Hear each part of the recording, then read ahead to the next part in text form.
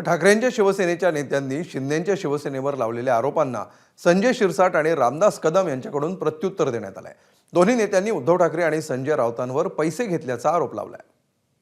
अनेक ठिकाणी मराठवाड्यामध्ये अनेक ठिकाणी यांनी पैसे घेतले, तिकीट वाटले आणि त्याचा परिणाम असा झाला, जे शिवसैनिक अहोरात्र काम करतात, ज्यांनी पक्षासाठी काम केलं, ज्यांनी पक्षासाठी लाठ्याकाठ्या खाल्ल्या, ते सर्व बाजूला पडले आणि या बाकींच्यांचं जे जे काही दलाल आहेत ना, जे आता बोलतायत, त्या दलालांनी स्वतःचं उखळ पांढरं करून घेतलंय। तुम्ही येडगावला जाऊन पेटगाव कशाला, तुम्ही येडाहून पेटा कशाला खाताय?